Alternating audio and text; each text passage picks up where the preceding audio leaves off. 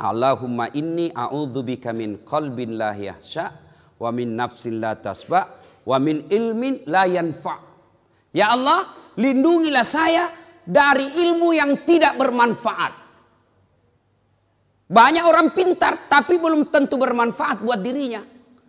Maka kita berdoa, lindungilah saya dari ilmu yang tidak bermanfaat. Mana ilmu yang tidak bermanfaat? Ilmu yang semakin menjauhkan kita dari Allah. Jadi insinyur, jadi dokter, jadi ekonom.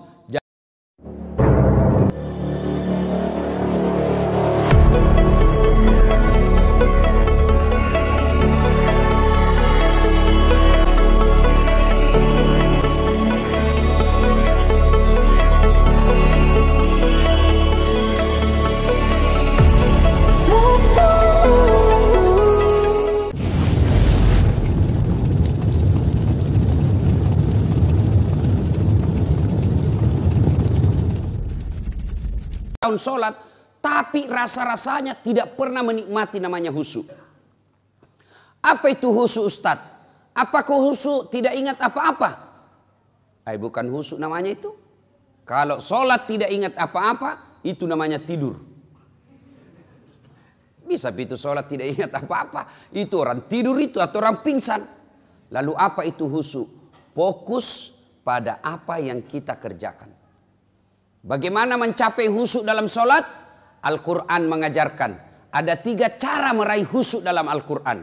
1, sempurnakan wudhumu. Ini dulu.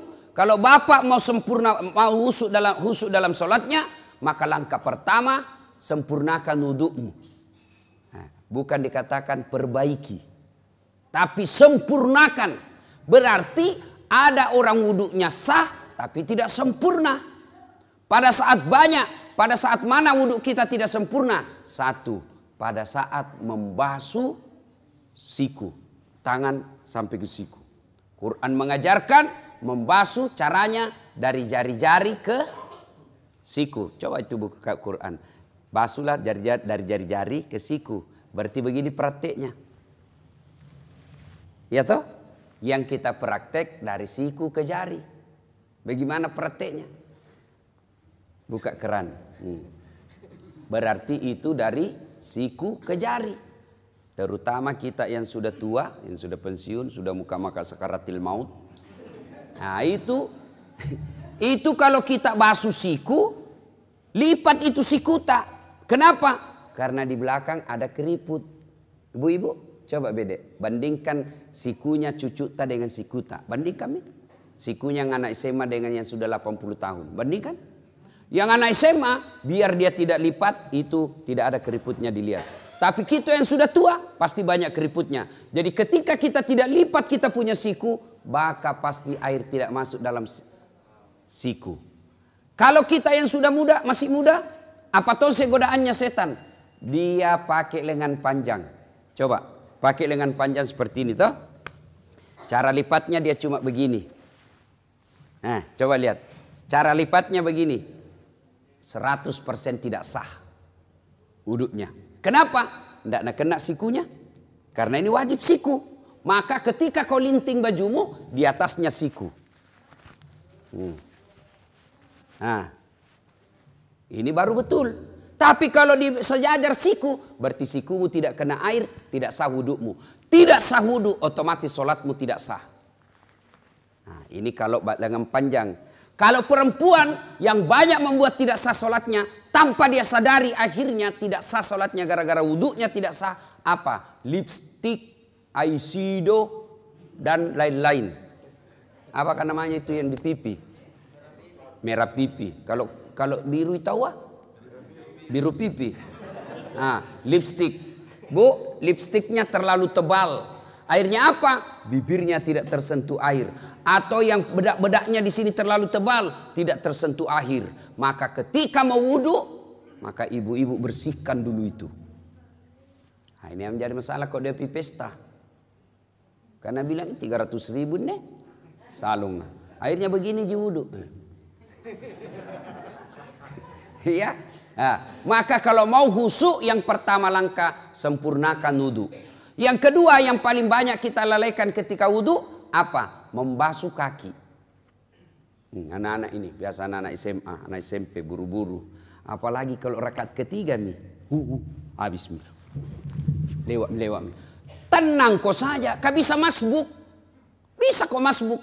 Meskipun sudah rakaat keempat, at-tahiyyat itu imam, selama dia belum sholat, belum salam, berjamaah juga namanya itu. Dapat kau pahala 27. Jadi tidak usah kau buru-buru, tidak usah lari-lari. Pas kau lari, begitu sampai pasti kau tidak konsentrasi. Poso.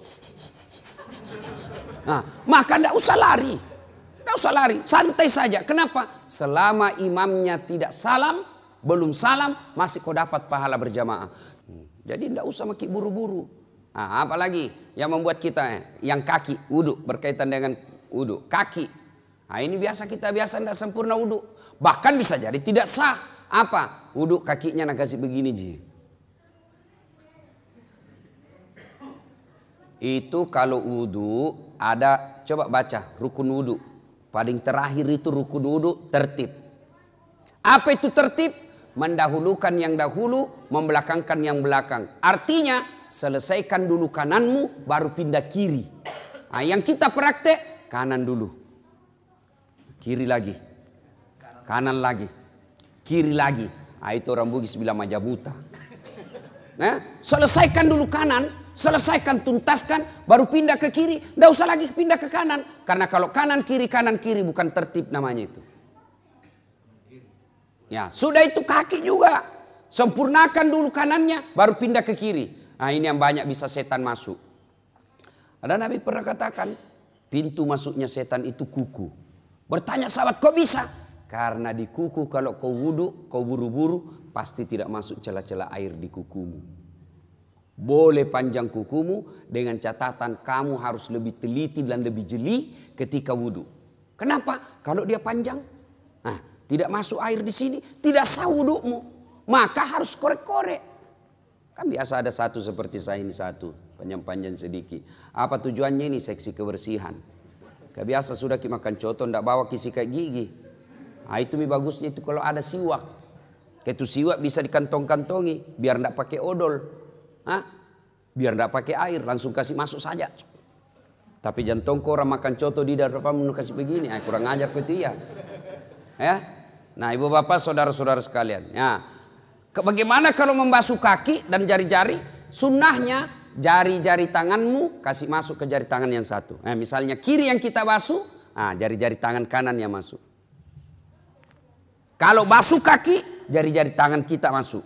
Baru usap ke belakang. Lalu sampai ke belakang ini kasih begini. Kasih naik. Kenapa? Tumit bisa jadi tidak basah. Apalagi bagian ini Pak, kalau buru-buru gitu, ini yang paling sering tidak basah. Kalau tidak basah ini Pak, pasti tidak sah wudhu. Tidak sah wudhu, tidak sah sholatmu. Inilah yang Allah jelaskan dalam Quran. Ara'aital ladzi yukatsibu biddin. Tahu tidak kamu pendusta agama?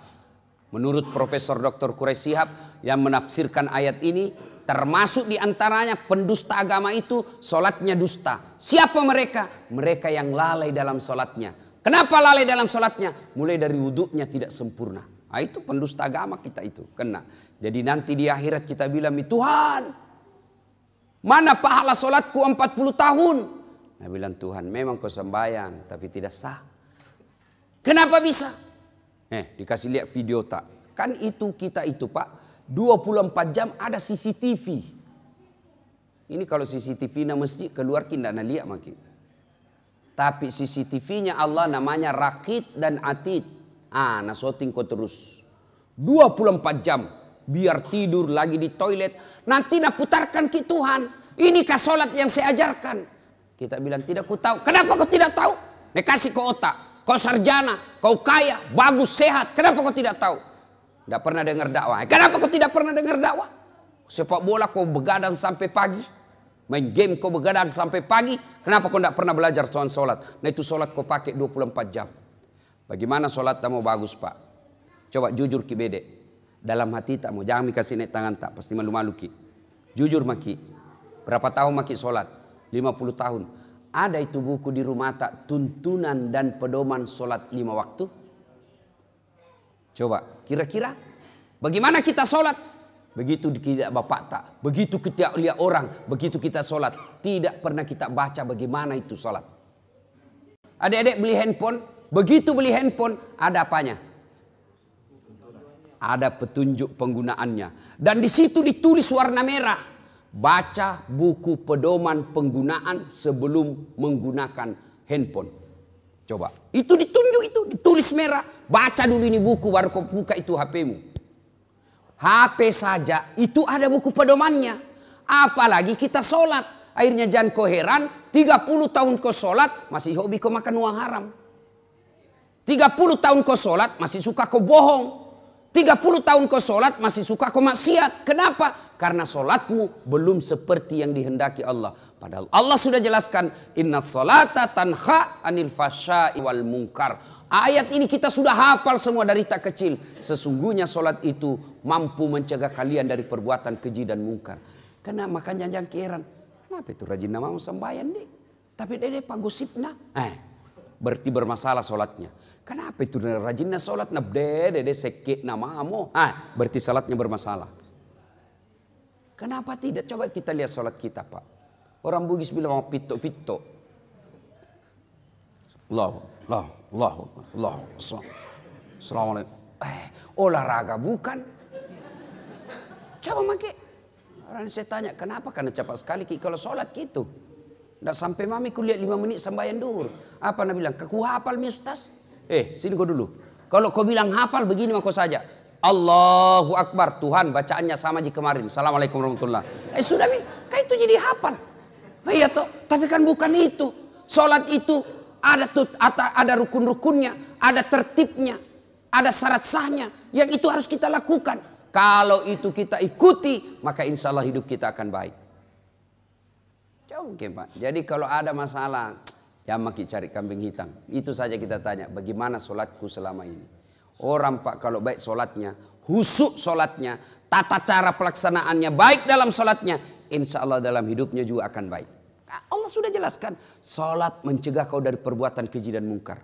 Mulai saja dari rukun-rukunnya sholat. Mulai dari saja syarat sahnya sholat. Apa syarat sahnya sholat? 1. Bersih dari najis dan hadas.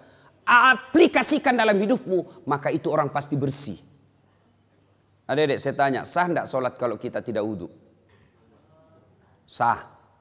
Yang penting tayamum. Tapi tidak semua boleh tayamum. Apa syaratnya? Tidak bisa kena air. Misalnya cacar. Toh? Penyakit tidak bisa kena air. Atau subuh. Kalau kena air subuh-subuh langsung menggigil, tidak bisa bernapas. Poso, asma. Boleh kok tidak, boleh kok tayamum. Ya? Tapi dia tidak wudhu, tidak tayamum, sah tidak? Tidak sah. Berarti orang yang baik sholatnya itu mestinya bersih dalam hidupnya. Tapi kadang-kadang kita lihat ada orang sholat tapi baju sholatnya saja kotor. Kuning bukan, coklat bukan, putih bukan, ada yang begitu. Kudungnya ibu-ibu, coba dikat diam nih. Ada itu yang ada kayak lumut-lumut di sininya. Itu kalau orang baik sholatnya, maka dia hidupnya bersih. Maka heran kita kalau kita rajin berjamaah, tapi rantasa hidup tak. Satu, syarat sahnya sholat. Bersih dari najis dan hadas. Yang kedua, tidak sah sholatmu kalau kau tidak tutup aurat. Apa itu aurat? Ini kalau laki-laki lutut sampai pusat. Bapak, kalau keluar rumah sholat pakai celana kolor saja. Sah tidak? Sah tidak? Tidak sah. Biar tidak ada yang lihat mentang-mentang dari lihat sembahyang celana dalam saja aku pakai ini. Allah. Sah atau tidak? Tidak sah. Artinya apa? Ini sesungguhnya aurat itu aplikasinya dalam kehidupan sehari-hari. Malu. Kan malu orang kalau kelihatan paha tuh. Malu itu ibu-ibu kalau kelihatan dadanya. Malu itu ibu kalau kelihatan keteknya. Kecuali yang keluar anak darah yang kelihatan keteknya. Nah, malu itu sudah putus rasa malunya. Urat-urat malunya sudah tidak ada. Kita laki-laki nasesa. Iya biasa bingung kan lihat itu perempuan. Mau saya tahu kerja sama Kami laki-laki jaga mata, kau cewek jaga akhlak. Karena biar setengah mati dijaga mata tak, kalau kau gentayangan hancur tongki. Ya, nah itu berarti kalau orang baik sholatnya, insya Allah tinggi rasa malunya. Mana aplikasinya? Kalau dia rajin sholat, jadi kepala dinas jadi sekdai, jadi pejabat ada mobil dinasnya, maka dia malu pakai mobil dinasnya kalau untuk antar undangan pernikahan. Maka malu dia pakai mobil dinasnya kalau hanya untuk pergi pasar, untuk dia pakai kepentingan pribadinya. Itu orang yang baik sholatnya. Maka wajar ketika Allah berfirman, sesungguhnya sholatmu mencegah kalian dari perbuatan keji dan mungkar. Itu coba diaplikasikan saja itu. Apalagi, ya. Syarat sahnya sholat? Sah tidak sholat kita kalau tidak baca Al-Fatihah? Tidak sah. Kalau diaplikasikan dalam kehidupan sehari-hari, apa itu Al-Fatihah? Al-Fatihah itu ada doa di dalamnya. Al-Fatihah itu ada di dalamnya rasa tawakal. Maka kalau orang yang baik sholatnya, maka dia tidak pernah bersangka buruk kepada Allah. Aplikasi dari surah Al-Fatihah. Apalagi syarat sahnya sholat? Sah tidak sholat kita kalau tidak menghadap kiblat? Ibu-ibu saya tanya, sah sholat kita kalau tidak menghadap kiblat? Sah tidak adik-adik? Sah tidak sholatnya kalau tidak menghadap kiblat? Sah. Kalau kita tidak tahu. Nah, tapi sekarang tidak ada istilah tidak tahu lagi sekarang. Karena ada namanya, apa itu? Kompasnya itu handphone. Ada semua itu, Muslim Pro. Gocang sedikit. Tapi matahari di sana terbit, terbenam. Terbit di sana pagi-pagi. Kenapa ini begini nak tunjuk? Gocangi lagi. Masih nak tunjuk. Berarti soalnya ini kompasmu. Belum diislamkan. Lebih kau lihat itu matahari terbit. Di mana? Lawannya itu. Di mana kalau di atas perahu ki? Ndak dilihat. Lihat mana? Mana terbit? Oh di sana terbit. Oh berarti di sana terbenamnya. Sudah. Kau putar perahumu menghadap ke sana. Lagi sholat tiba-tiba goyang perahu. Jangan tahu aku goyang-goyang juga begini. Enggak, Pak sudah lewat yang pertama. Ya, itu yang pertama doa. Ya. Yang kedua, cara khusyuk menurut Quran, satu tadi sempurnakan wudukmu. Yang kedua, berpakaianlah yang indah. Itu perintah Quran surah Al-Jum'ah. Cuma kita kadang kalau sholat ki, pakaian biasa saja. Nah setan goda ki itu. Coba lihat. Bapak kalau mau sholat ke masjid. Ada itu bisikan hati, pakai kau baju bagus. Ada itu namanya hati nurani. Tapi begitu kita mau pakai, nah goda ki setan. Jangan mau kau repo ki. Akhirnya buru-buru kau cepat, kau mau di kamar. Setan itu. Karena setan itu Pak, tidak mau berhenti menggoda kita sebelum dia berhasil. Mulai dari asan, nah goda memang maki. Wudu, nah goda maki lagi. Sudah ki wudu, mau ki pakai baju gamis. Nah bilang ki, jangan mau kau bilang koran nanti so alim. Akhirnya tidak jadi. Itu setan, padahal itu ajaran Quran. Kau datang ke masjid dengan berpakaian yang indah. Makanya Nabi kalau itu mau sholat disunnahkan pakai parfum. Itu sunnah. Kan teman-teman kita jamaah tablik, kalau dia mau sholat itu kan dia pakai langsung, dia kasih keluar itu anunya. Minyak-minyaknya yang digosok-gosok, malaikat subuh. Kadang juga ada malaikat maut. Malaikat maut itu kalau kalefa bau, malaikat maut itu. Itu sunnah. Tidak ada parfum. Boleh kau pakai itu apa? Setrika. Pengaruh kalau orang setrika. Yang penting pakai parfum, pakai bau-bau. Mau palsu, mau asli, pakai. Itu sunnah.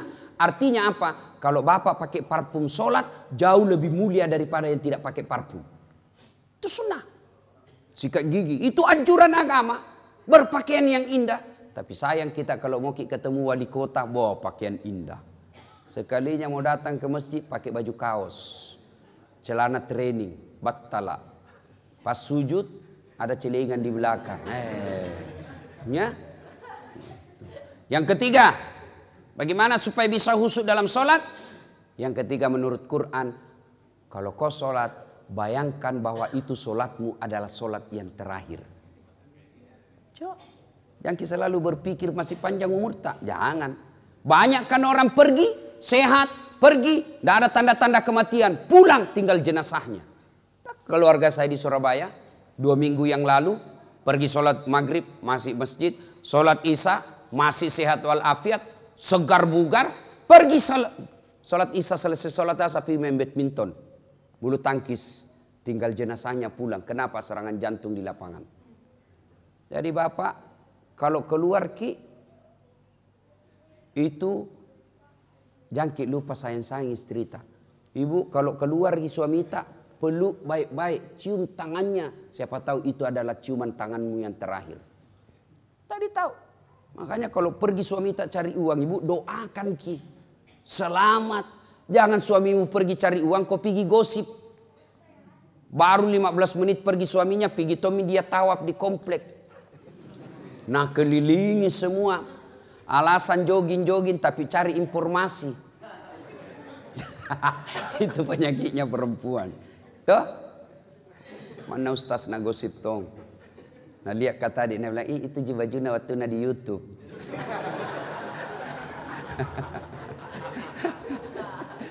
Nah sekarang ada tipsnya lagi.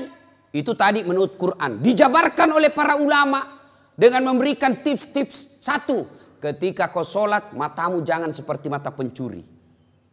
Ada kan orang sholat seperti mata pencuri. Allahu Akbar. Nah, apa yang dibaca semua tadi di atas sini. Sambayang, yang dibaca kalender. Toh? Maka ketika kau sholat, bagaimana caranya? Anjuran Nabi, lihat kau apa yang kau mau sujuti. Tanpa sujud. Ketika sholat itu kita lihat. Begitu ibu-ibu, apalagi ibu-ibu di belakang. Hah? Terbuka pintu, siapa yang lewat satu komplek pasti kau sebut dalam hati namanya. Oh Haji Rahim terlambat ki. Lewat lagi. Oh Haji Baddu terlambat tongi. Lewat lagi. Oh ndak serasina kuduna sama bajuna. Oh semua itu. Maka ketika sholat tunduk lihat apa yang kau sujuti. Sudah lakukan itu ternyata belum juga bisa susuk. Serahkan kepada Allah. Apa? Itu bisa bagian ada pengurus masjid tidak mau pakai karpet.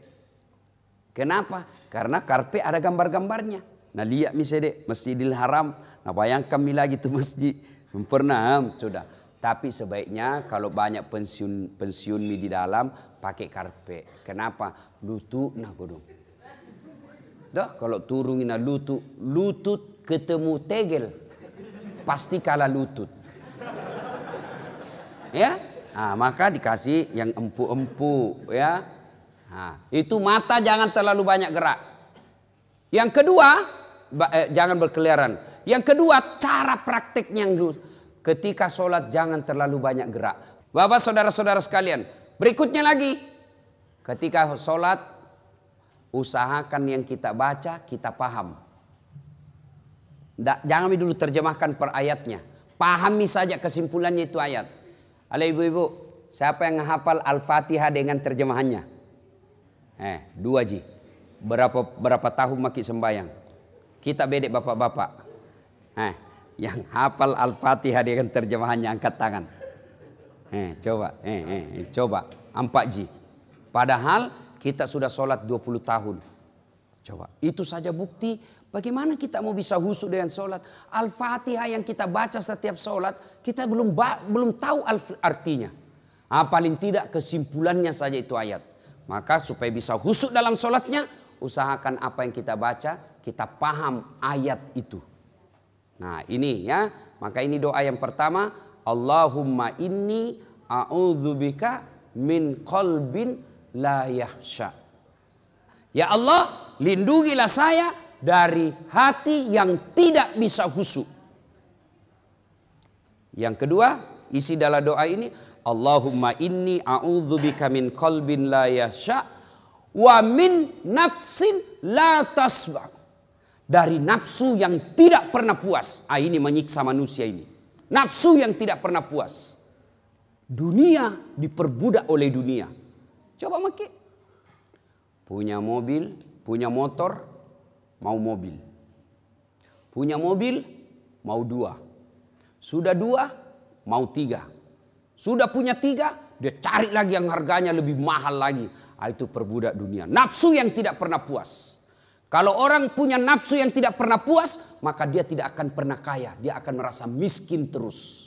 Kalau kau mau bahagia, urusan dunia, lihat kau ke bawah. Urusan akhirat, lihat kau ke atas. Apa aplikasinya? Contoh. Kita yang punya mobil, alhamdulillah. Ada di mobilku, mana mau mobil tua. Tetanggaku motor ji. Kita yang punya motor, alhamdulillah. Ada motorku, tetanggaku kodong sepeda ji. Kemana-mana menggayu. Kita yang punya sepeda, Alhamdulillah ada sepeda aku. Tetanggaku poin mana sepeda tidak ada tong. Kemana-mana jalan kaki. Kita yang jalan kaki, alhamdulillah masih sehat kak. Tetanggaku lumpuh, tidak bisa kemana-mana. Kita yang lumpuh, alhamdulillah masih sehat, masih bisa hidup kak. Tetanggaku kemarin mati. Insya Allah itu ada puasnya kita. Tapi kalau dibalik, urusan dunia dilihat ke atas. Yang lumpuh lihat yang jalan. Wih, kenapa saya menderita di sini ya? Yang jalan, nah lihat yang ada sepedanya. Yang ada sepedanya, nah lihat yang ada motornya. Yang ada motornya, nah lihat mobilnya. Yang ada mobilnya, nah lihat mobil baru. Mobilnya jelek, tidak pernah dia puas. Sebaliknya, urusan akhirat lihat ke atas. Artinya apa? Itu saja tetanggaku masih muda, rajinnya berjamaah di masjid. Kenapa saya ini pensiun, mau mati dan tidak pernah datang di masjid? Itu namanya lihat ke atas akhirat. Itu saja tetanggaku tidak jelas penghasilannya, tapi kalau ada Jumat pasti ada namanya disebut penyumbang. Itu namanya urusan akhirat, lihat dia ke atas. Nafsu yang tidak pernah puas. Kalau nafsu yang tidak pernah puas, maka yakin itu yang membuat kita menderita. Isi yang ketiga. Allahumma inni a'udzubika min qalbin la yahsha wa min nafsin la tasba wa min ilmin la yanfa. Ya Allah, lindungilah saya dari ilmu yang tidak bermanfaat. Banyak orang pintar tapi belum tentu bermanfaat buat dirinya. Maka kita berdoa, lindungilah saya dari ilmu yang tidak bermanfaat. Mana ilmu yang tidak bermanfaat? Ilmu yang semakin menjauhkan kita dari Allah. Jadi insinyur, jadi dokter, jadi ekonom, jadi teknokrat. Tapi ilmu yang dia pakai itu makin menjauhkan dirinya dari Allah, maka itulah ilmu yang tidak bermanfaat. Maka itu dia ajarkan kita doa, ya Allah, berikanlah saya ilmu yang mampu aku amalkan. Jangan sampai ilmu yang kita pikul, ilmu yang tidak mampu kita aplikasikan. Ini berat buat ustadz. Ini khusus doa sebaiknya diulang oleh ustadz. Kenapa?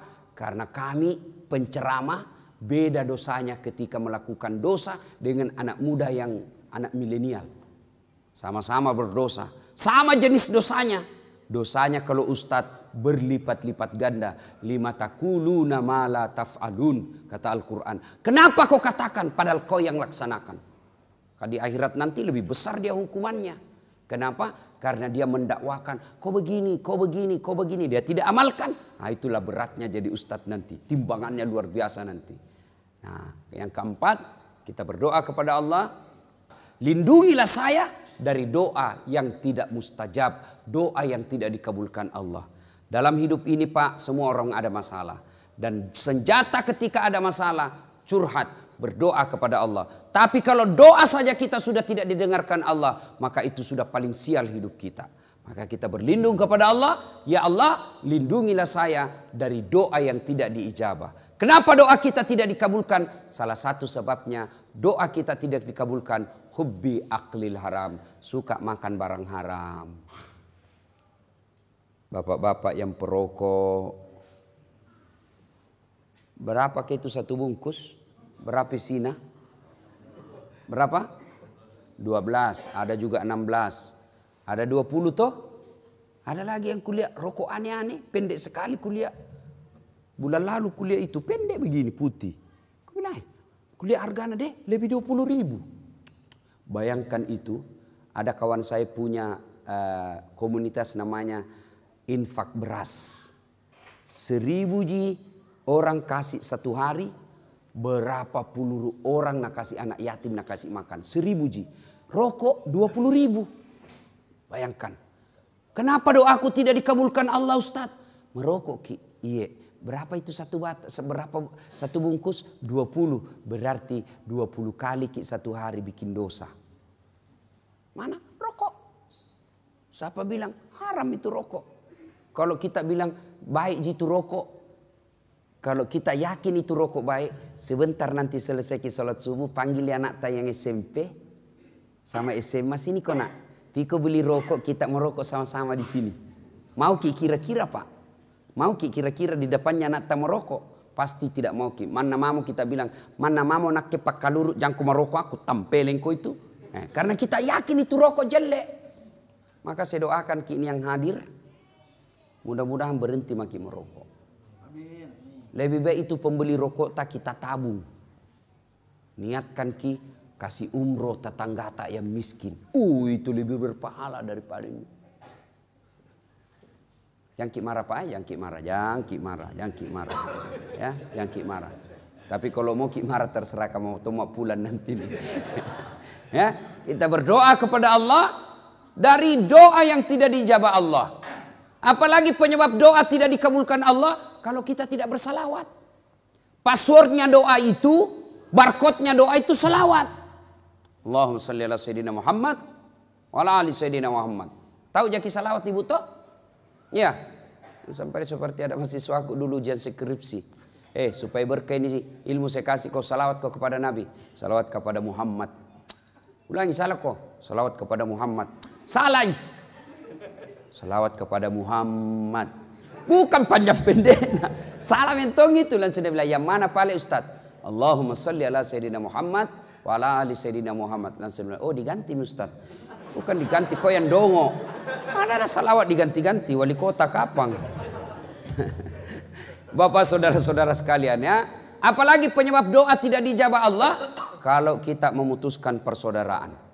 Tetangga ki na serobot tanata. Na ambil pagarta. Baku bombe 3 tahun. Baku bombe 5 tahun. Nah itu menyebabkan doa tidak diijabah. Apalagi selain itu. Kalau bapak hobi tetap bermaksiat. Nah, sudah sembahyang, dia tonji yang korupsi. Sudah lagi itu, dia tonji yang berzina. Sudah itu dia tonji yang makan barang haram. Itu maka doa tidak dijabah ketika wazalimun la yantaqi. Perbuatan zalim yang tidak bisa dia hentikan. Ibu bapak saudara-saudara sekalian, apabila doa ini kita ulang-ulang. Ya, 5 kali sehari semalam kita ulang-ulang doa ini. Masa Allah tidak kabulkan. Kalau kita baik bicara tak, kita ikuti pedoman dan tata cara berdoa. Oleh karena itu Bapak Ibu, kalau ada waktu tak ada rezeki kita bahkan bisa di-download. Itu ada buku namanya Pedoman Berdoa. Diajarkan kita bagaimana supaya doa kita diijabah Allah. Apa penyebabnya supaya, apa sebab-sebab doa tidak diijabah. Maka kalau kita sudah lakukan sunnah-sunnahnya, kita hindari apa larangan-larangan Allah. Lalu kita berdoa sesuai yang diajarkan Nabi. Maka Allah janji, ud'uni astajib lakum. Berdoaku kepadaku, pasti saya akan kabulkan. Sebagai motivasi, akhirnya suatu kali Nabi bertanya selesai sholat. Selesai sholat subuh, Nabi balik bertanya, saudara-saudara sekalian, siapa di antara kalian yang mimpi tadi malam? Semua diam. Nabi menjelaskan, semalam saya mimpi, saya dibawa jalan-jalan masuk ke dalam surga. Saya diperlihatkan oleh Allah, ada hamba Allah dikasih hadiah masuk surga yang banyak sekali hadiahnya. Lalu dia bilang ini orang dikasih hadiah, ya Allah banyak betul ini hadiah kau kasih Kak. Ibaratnya pahalanya cuma 5, Allah kasih 5.000. Banyak betul ini ya Allah. Kenapa bisa banyak begini? Allah sampaikan, ketahuilah hambaku, itulah doa-doamu yang tidak kukabulkan ketika kau hidup di dunia. Karena saya tahu kalau saya kasih kau itu doamu, kau tidak mampu memikulnya. Maka saya dulu berdoa, ya Allah mudah-mudahan saya menang wali kota 2013. Ternyata bukan kalah, cuma yang menang lebih banyak suaranya. Allah tahu, dah saat tidak bisa kau pikul itu amanah, kau tidak usah. Kau lebih jadi penceramah, keliling kau kemana-mana. Allah tahu. Ya Allah berikan saya kekayaan. Doa sudah disampaikan. Tata caranya sudah dilaksanakan. Sunnah-sunnahnya kita lakukan. Menyebabkan doa cepat dikabulkan sudah dilakukan. Kok tidak dikasih? Berikan saya mobil. Allah tahu, Bu, kalau ada mobil tak, nah pakai suami tak selingkuh, akhirnya kawin lagi. Mana kita suka Ibu? Pasti kita bilang jami ada mobilku deh. Daripada nambil orang istriku. Suamiku, begitu. Kenapa saya tidak lulus? Sudah mau berdoa. Allah tahu bukan di situ tempatmu yang terbaik. Jangan pernah sangka buruk. Ya, mudah-mudahan ada manfaat. Lebih dan kurangnya mohon dimaafkan. Sebelum kita akhiri, mari kita kirimkan suratul Fatihah kepada Rasulullah Muhammad SAW. Khasiat dan keutamannya untuk orang tua kita masing-masing. Al-Fatihah.